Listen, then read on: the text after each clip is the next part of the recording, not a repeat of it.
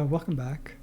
Today I will be doing another reaction or commentary slash reaction. I'm not sure what promotional aspect of things, of Aurora.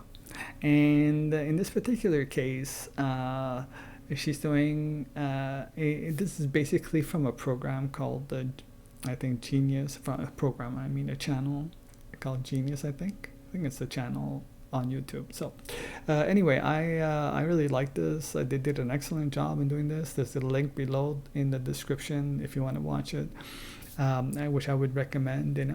I'll be interrupting here. So, but I think it was extremely well done because what I saw, at least what I saw so far, and I just saw like a quarter of it, and it seems extremely interesting. She's describing, the meaning of the lyrics of Runaway, and it just it's sort of like seeing how her mind works again, and it's quite interesting. So and I love doing these things, that are sort of gives me an insight into a person's thoughts and how they are.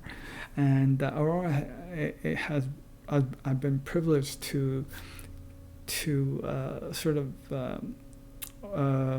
see, how she thinks and so on, because she's allowing us into her mind through the live streams and through things like these. Yeah, so let's get going. I mean, I love promoting artists. The whole idea of people that I think are good and so on. And Aurora is sort of like out of the three that I'm doing right now in the sense of promoting. She sort of lags behind in popularity because if I look at the views and so on, but I think she's more than deserves to be top billing with all three. I think she's just incredible, and I really think she's truly one of the very, very, very special people in the world. She is completely fascinated me, and yeah, she's like a complete package in my mind, the way her talent, and just something quite astounding, I think. Anyway, so let's get to hear what she has to say about Runaway. Runaway was actually the second song I ever wrote, and it's the most fantastic thing that as I grew older, Runaway have just made more and more sense to me and felt closer and closer to my heart. Oh, isn't that sweet? I mean, look at that face. Every time I see that, she reminds me of the muffin, the blueberry muffin, the caper. And just, she's so adorable, like I said, it's like my daughter, it's like, virtually speaking. And anyway.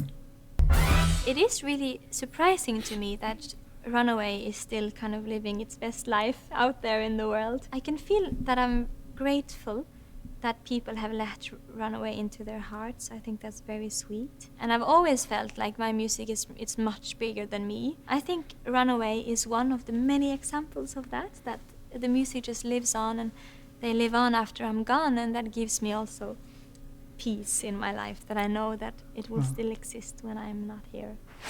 Isn't that amazing that she actually thinks that way? I mean, normally someone much older would think that way, and to sort of leave something behind so that people would remember them, and that's usually that's very sweet, and yeah, especially when you're doing it for the right reason and not for for themselves, but to do something that people would appreciate for as long as it's out there.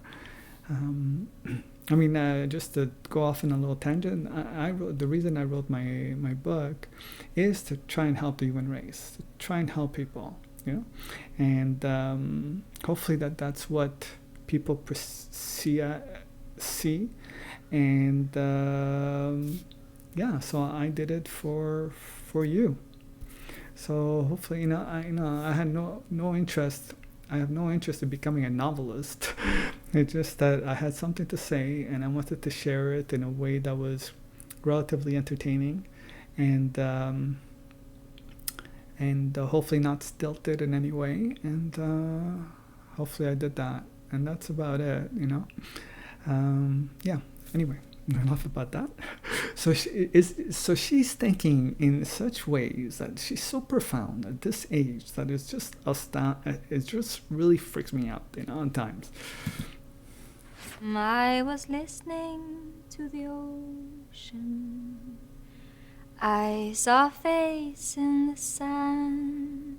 When I first started writing music, my grandest source of inspiration was nature, because it's so humble and dangerous at the same time, and so small and so big. It's just so complex and beautiful, and I love her so much. By my piano there is a window, and outside of that window there is the ocean, and I thought that it seemed so big and overwhelming. I thought, when you miss someone that is gone, the ocean can both bring comfort but also kind of emptiness. But when I picked it up, then it vanished away from my hands.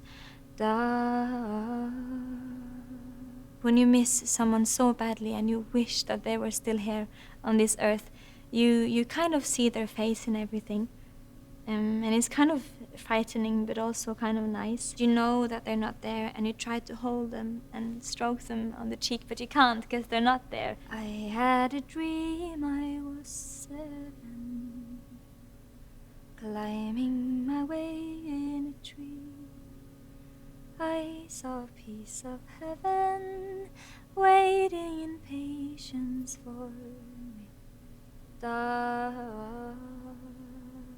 Throughout my life, I've been very obsessed with death.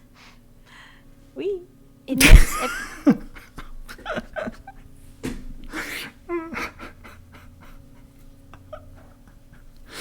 I'm sorry.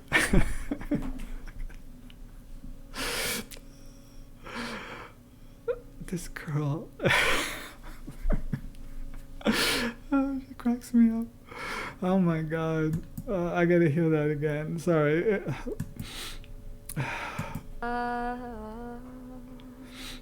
Throughout my life, I've been very obsessed with death.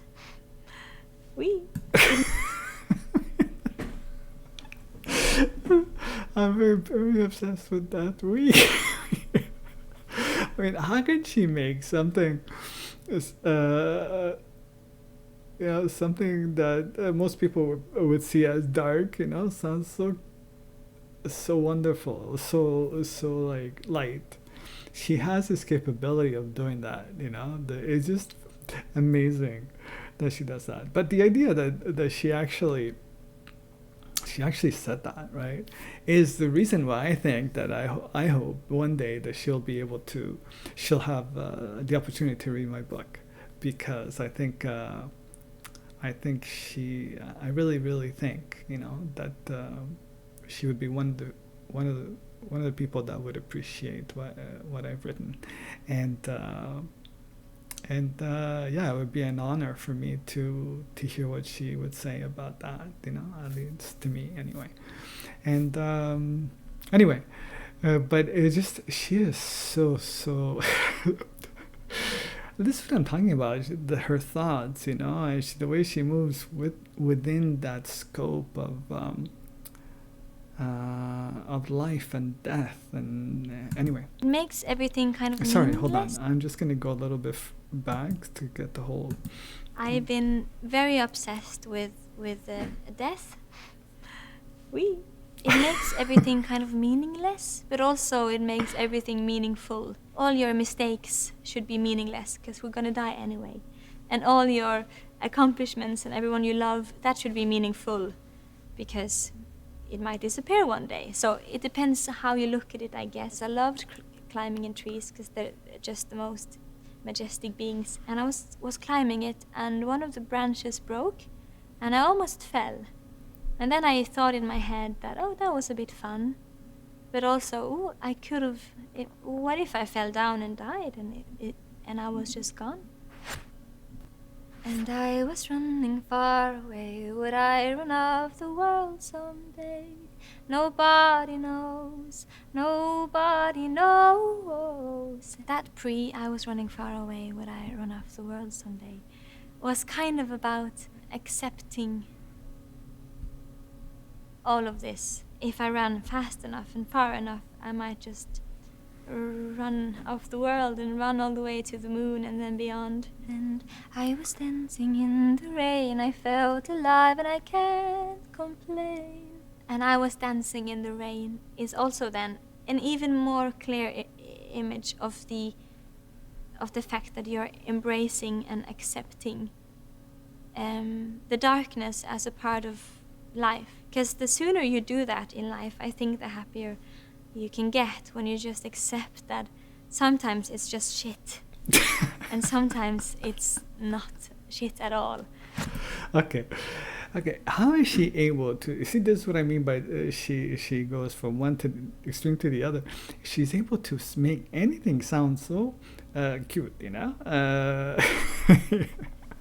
And she has a way of saying things. She's like you know, in the movie Forrest Gump, you know, in that fiction part where he's running and he accidentally stepped in while he was running in manure, you know, and then that's what the guy said. You just stepped in that, you know, and she said, and he replied, you know.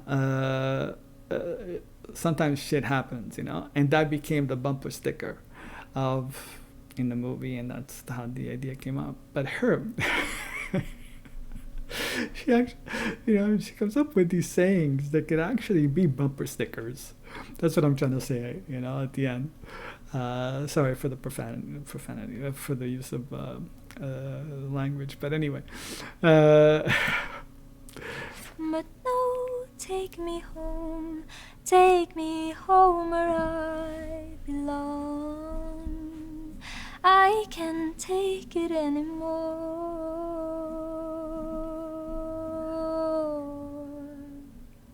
Home is definitely the one place where you can go and mend yourself and fill whatever space used to be empty and fix whatever thing inside you was broken. It doesn't need to be a place or the family you were born into. It can be anywhere and whoever.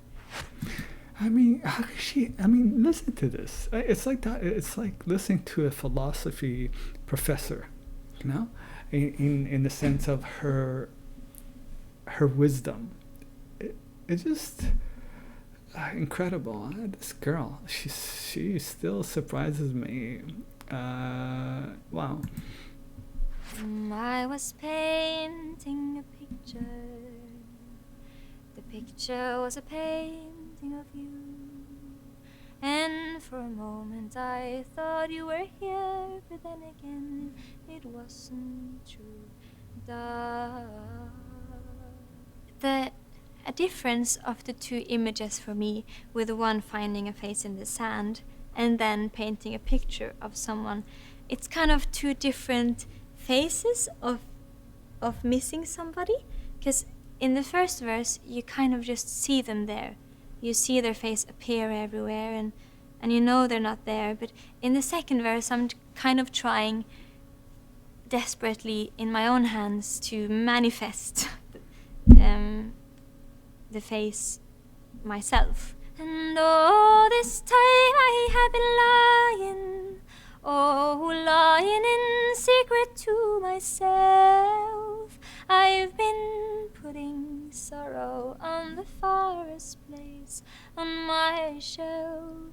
Da-dee-da.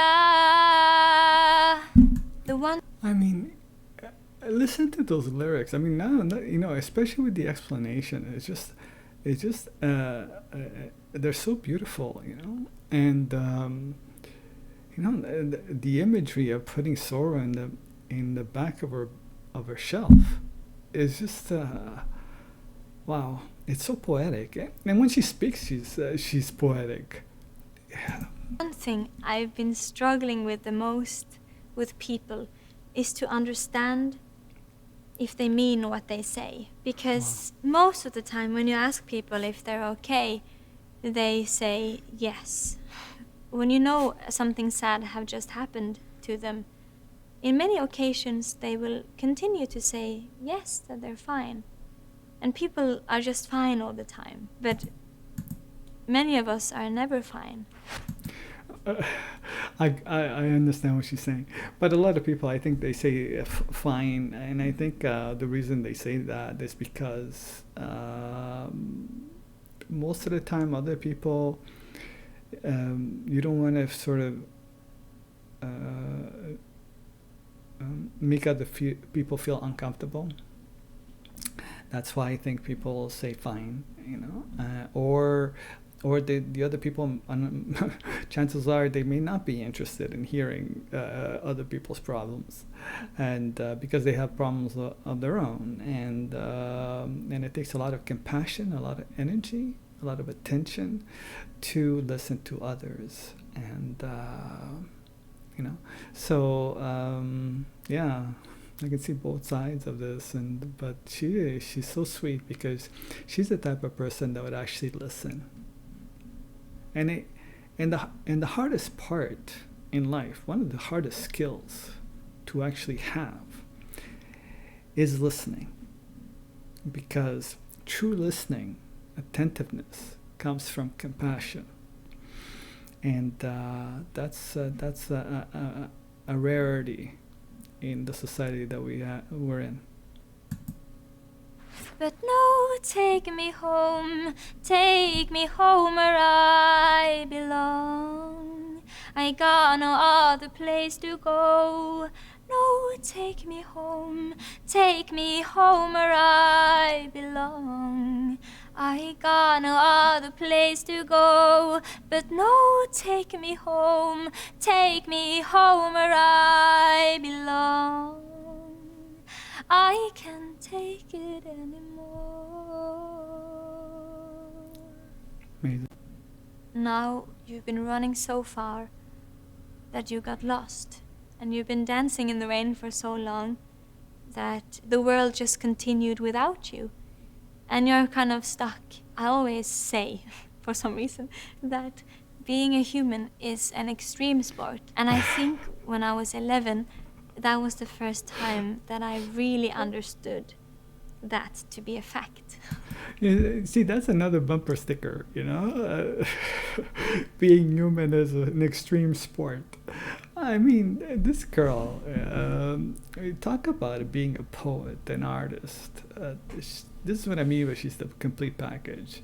And her voice is just unbelievable. And it all comes from this incredible compassion that she has, that is obvious, and probably she has a hard time understanding why others are not like that.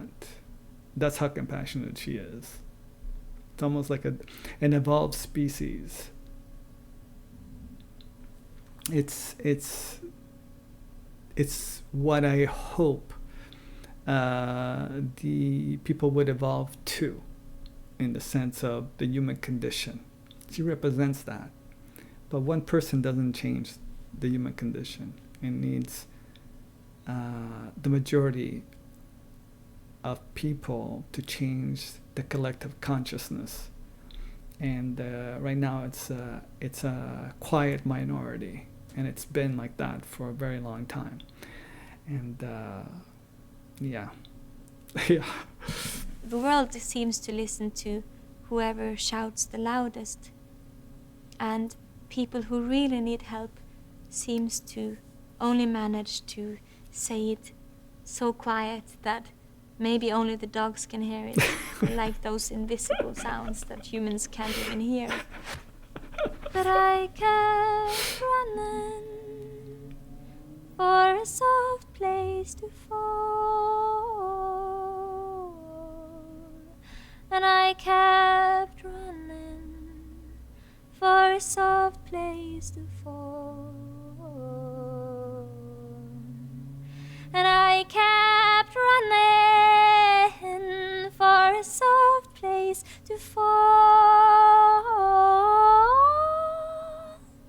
And I kept running for a soft place to fall.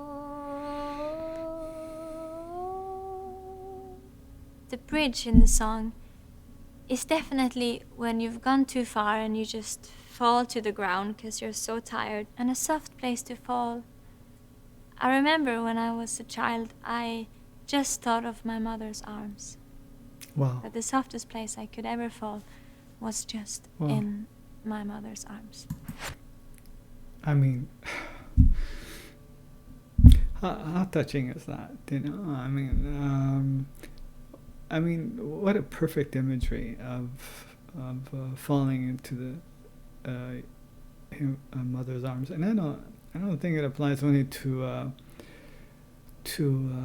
a child. I think because I think that feeling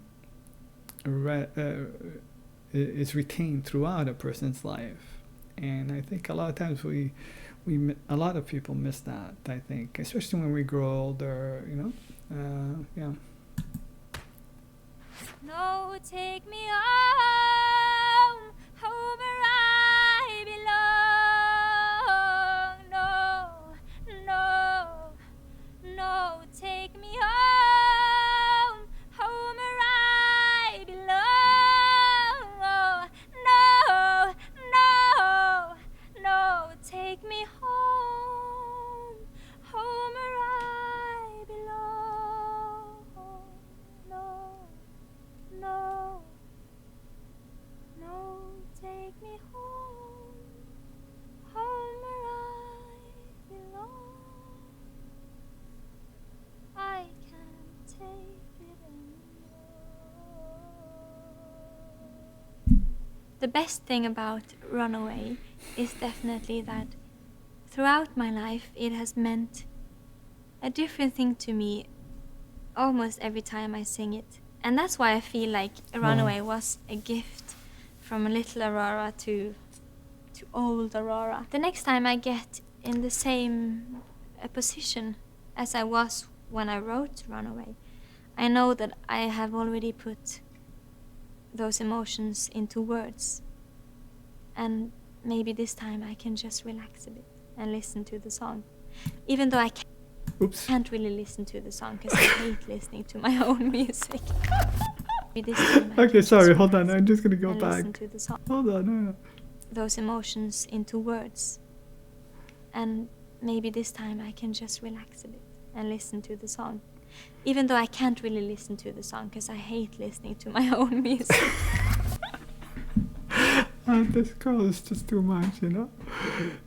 It's like me with writing. I hate rereading my own stuff, you know, or even watching myself when I do these editing. When I have to like upload these things and I have to edit, it's such a pain because I have to listen to myself and watch myself in order to edit and so on, and that's yeah, not fun, you know. So sometimes I just skip right through it and I hope that I just did it correctly without editing, and that's it, you know, just beginning and end. But anyway, genius. Yes, definitely. This girl is a genius. Okay, every sense of the term. She's brilliant. She's a brilliant mind, brilliantly talented, brilliant voice. Brilliant personality, brilliant in the sense of compassionate human being. She's a brilliant human being. That's the way I would define Aurora. Yeah.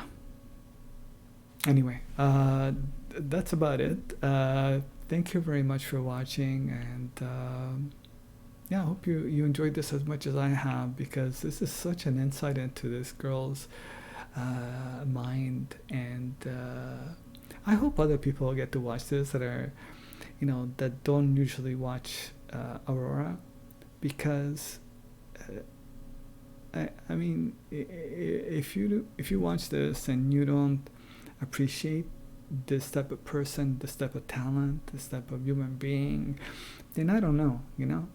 Really, I don't know what to say. Yeah. Anyway, have a great day. Take care. Bye.